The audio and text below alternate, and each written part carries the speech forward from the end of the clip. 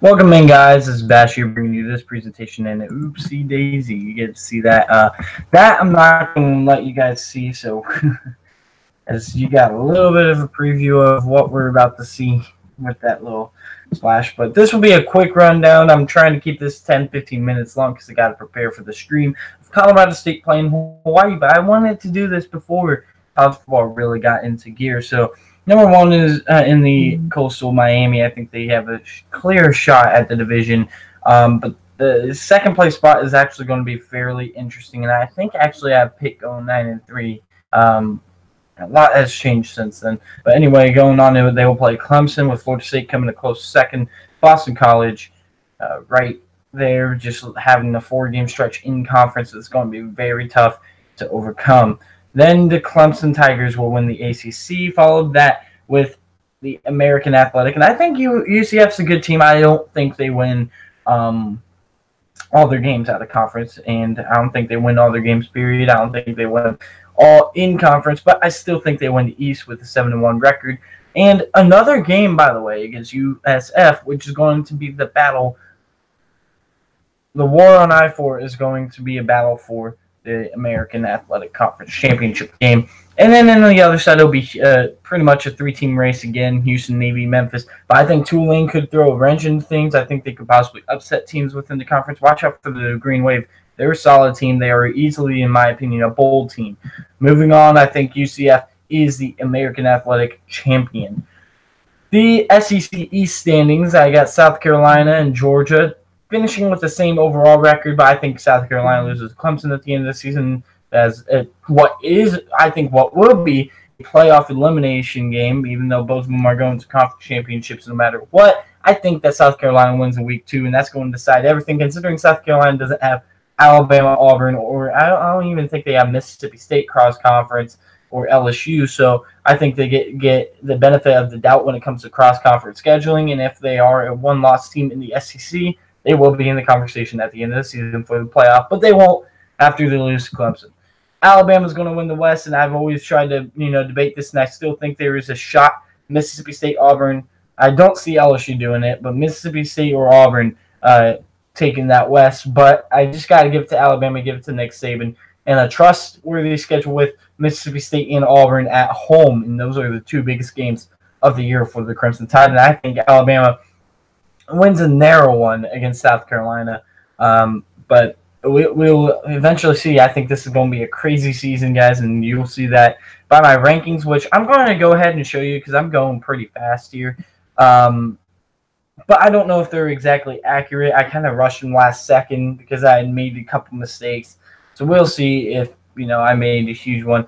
Out of the Conference USA East, I think FAU holds off Middle Tennessee, even though I think I did have Middle Tennessee winning in Murfreesboro. I can't remember if that game's in Boca Raton or Murfreesboro, but I think I gave it to the home team either way. But yeah, that's why I got FAU going 9-3, winning 7 games in conference, 7-1 overall. They will play Utah, who's going to go 7-1 in the Conference USA. 8-4. They will hold off North Texas, Southern Miss, and I think Louisiana Tech is a team that could be they could be number 1, they could be number 4. Or even number 5. This is a very team that has questions, but has a leader in J.M.R. Smith to watch for. So I'm not going to get too deep into that. But the champion, I think, will be repeat FAU, and you see a lot of repeats here. Just wait, it'll get interesting.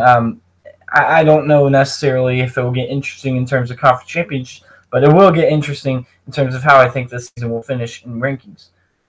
The MAC, I got Ohio atop the MAC at 11-1. I think they go undefeated out of conference, but I think they do lose in conference. I can't remember exactly to who, but it was a road game, so it wasn't Buffalo or Akron.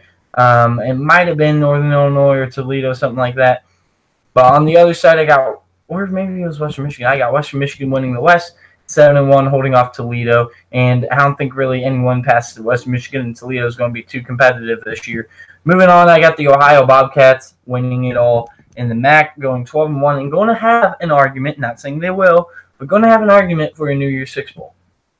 The Big Ten East, I got Ohio State standing top. And look, guys, I don't think with this Urban Meyer situation that they are going to lose those 3 games. I think TCU is the type of team that Ohio State wants if you're a top-tier team. because TCU is more one-dimensional offensively and defensively.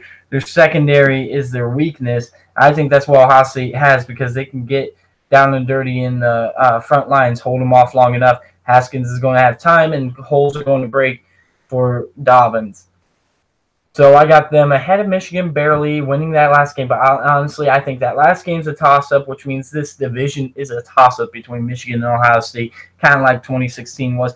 Michigan State, I'm high on them. I think they lose to Arizona State. I think they beat Ohio State. I think they're the only team that will beat Ohio State. But I also don't see them going to Penn State and hosting Michigan and winning those games. I think they lose 2 out of the 3 games against the top 4, even though I do have Penn State losing 3 games in conference. I think I had them losing to Iowa, Wisconsin, and Ohio State. Maybe Iowa, Michigan, and Ohio State. I can't remember the exact combination I had.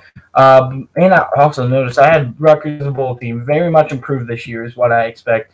Rutgers continue improving. They looked good last year when they won 3 games. I think they won 3 games in conference this year. This time, though, they go undefeated out of conference.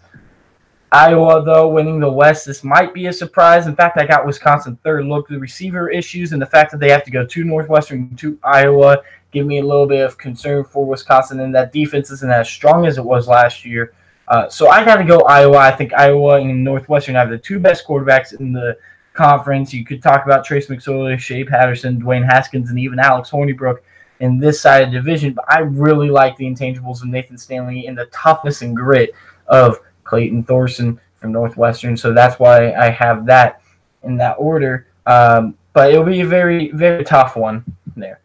But the Big Ten champion, I think, is Ohio State. And this is why I say Ohio State, guys. They're going to be motivated, and they're going to be playing for each other. And that team is going to be so close.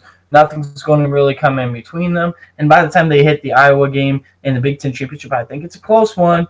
But I don't think Iowa has the firepower, or really the defensive firepower in the secondary that they had in Kinnick Stadium. Plus, there was something special about that game. No one could really tell. They won by 31. And they were not the better team. Just a little bit of a school thought there. The Sun Belt, I got the East going. Appalachian State at the top, tied with Troy, but I think Appalachian State gets it done. Georgia State, Georgia Southern right below them. Arkansas State takes the other side, 11-1. Very interesting. The only loss to Alabama, but I think that has to do with a weak schedule for Arkansas State in a weak conference, and didn't really get a huge draw from the other side, but I think Appalachian State upsets Arkansas State, and those who think Arkansas State is going to finish in the top 25 and give Alabama a win, kind of like Fresno State last year, it won't happen. I don't think you're going to have an 11-2 Sun Belt team in the top 25. An 11-1 team, though, has an argument, even though they would have no impressive wins whatsoever. Appalachian State, though, upsets and wins the conference. Texas and Iowa State, the top 2 teams. I think Iowa State holds off Oklahoma in Ames, Iowa. I also think West Virginia, they're going to be good, but I don't think they're going to be as good as they are hyped to be. Same with TCU. And I think Kansas State's going to be, just as good. I think they're going to be average. Oklahoma State is a pretty good team, but I think they struggle with a gauntlet of a schedule throughout the Big 12. And then you got Baylor. I think they will be the best of the bottom 3, which is Baylor, Texas Tech, and Kansas. It's going to be hard to see if Carter McLean can fill the shoes of Nick Shimanek after Shimanek didn't do that well filling the shoes of Pat Mahomes. So they're still hurt by that. I think Iowa State actually gets it done against Texas 2 times.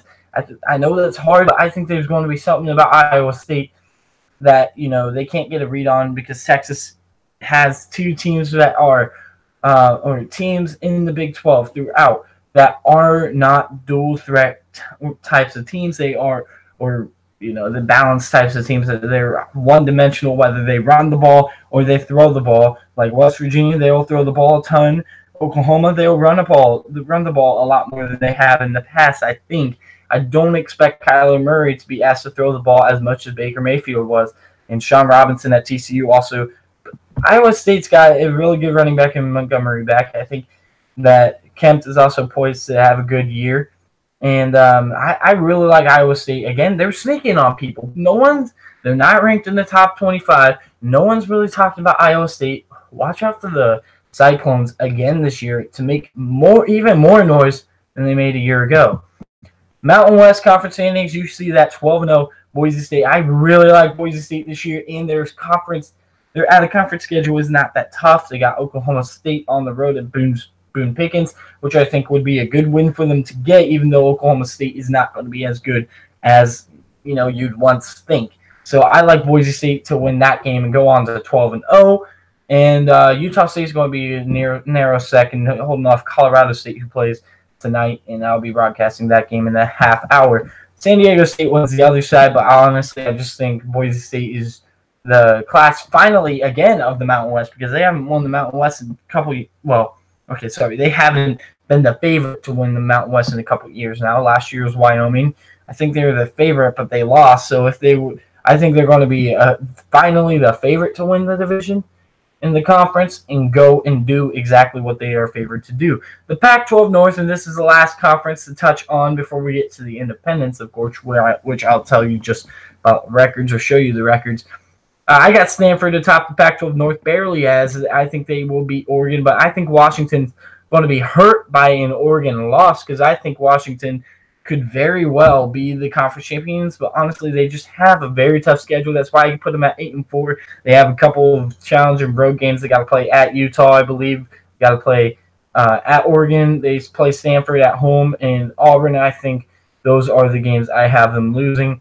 Cal, team to watch for. I think they could pull off some upsets and make noise, kind of like Arizona State could, who's at the 7-5 line, right below USC, because I think they will lose to USC, and that's going to end up deciding who gets the third spot. But Arizona and Utah, I think Utah beats Arizona as one of the two losses. I think Arizona is going to be good this year, but it's not going to be long-lived. It's going to be similar to Rich Rod during his beginning times at Arizona, where he got New Solomon up to a high level or a higher level than he ever was. But I still think Arizona's got the talent right now, and Rich Rod didn't do too bad in recruiting at Arizona. I think now Arizona's going to be prime, but Sumlin's going to drop off in the upcoming years, and then we won't hear from Sumlin again, just like we haven't heard from Rich Rod right now. Also, Colorado 6-6. I think they get a couple of big wins to get to that bowl game. And UCLA down there, man, I have a hard time with UCLA. They don't have a whole lot of talent that is experienced. There are a lot of freshmen that are talented. The experience aren't that talented. I think this is the only terrible year, and this is going to be such a hard year for Chip Kelly. And then he will boost right in. This will be the most improved team. In 2019, 2018, they will be gone. All right? They will be like a Notre Dame, Michigan State. They will be gone. But then they will rebound, go 8-4, 9-3 type of team. But Stanford, I think, will win the conference. I think the combination of KJ Costello and Bryce Love is strong. And I also think it will be a little bit better. I think it will be a little better this year on defense. Not much, but I think it will be better nonetheless. Independent standings, I got Notre Dame at 7-5. The reason I place them above Liberty is because Liberty has two FCS teams. And listen, I like this Liberty team. Plus, they don't have that strong schedule. I really like Stephen Calvert, the quarterback for Liberty. So Liberty is not far-fetched with a weak schedule. And Army 7-5. Then the rest of them 4-8, and that's easy possibility. So the final top 25. Don't give me a whole lot of crap if I'm off here. So 25 is Ohio, 24 UCF, 23 Penn State, 22 Oklahoma, 21 Washington, 20 LSU. And like I said, I rushed this, so don't give me too much criticism. Ohio 25, even though they would be a 12-1 champion behind an 11-2 champion in UCF. UCF would have won that conference for a second year in a row. Plus, being preseason ranked, I think that's going to have a lot of weight on the committee. And again, this is probably not going to be my ranking. I was basing it off of what the committee has done in the past, and this is what they're going to do. Utah 19, 18 Texas. I think Utah's actually probably going to fall in the last week, but after they lose a conference championship to Stanford. But Texas 18, 17 Michigan State, 16 Wisconsin. I still don't think they drop off. 15 Iowa State, 14 Northwestern. And then this is where, you could say I'm SEC biased. I'm not at all. Anyone that knows me, I'm not. I got 4 teams in a row, 3 teams in the top 10 right now in the SEC in South Carolina, Auburn, Georgia, and Mississippi State. So Alabama would have a tough resume with 8, 9, 10, 8, 9, and 11 on their resume, and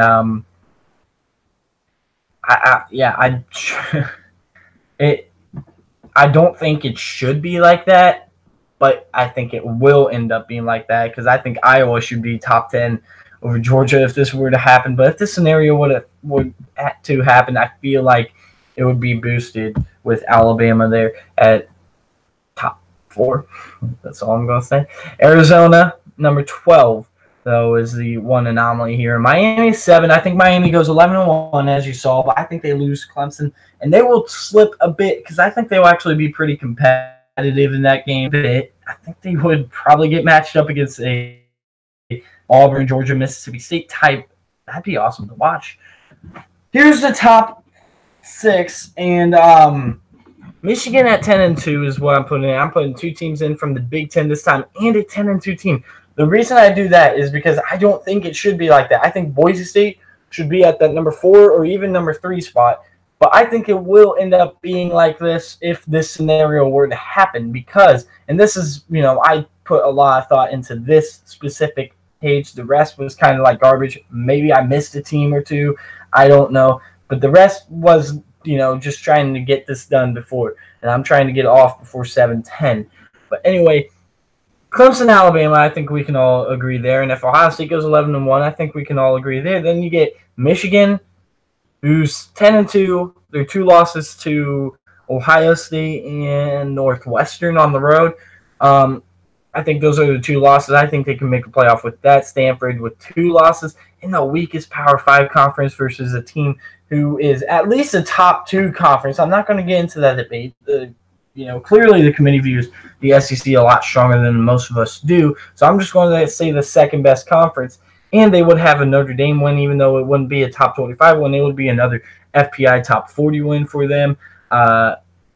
Not that Stanford's going to win there too, so that's actually negated.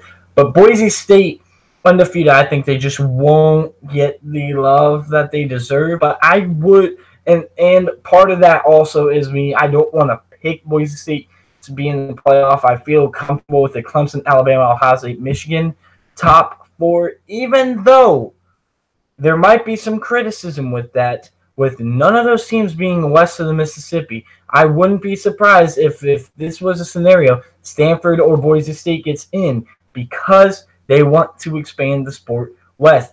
Only Oklahoma got in, so nothing really west of the Central Time Zone got in. The Mountain in the Mountain Pacific got left out, and in terms of time zones, and also it was barely east of the Mississippi if you want to go there. So that will do it for this video. Thank you guys for tuning in. Really appreciate it. Subscribe, and I will see you guys tonight for the live broadcast of Hawaii and Colorado State in Fort Collins, Colorado.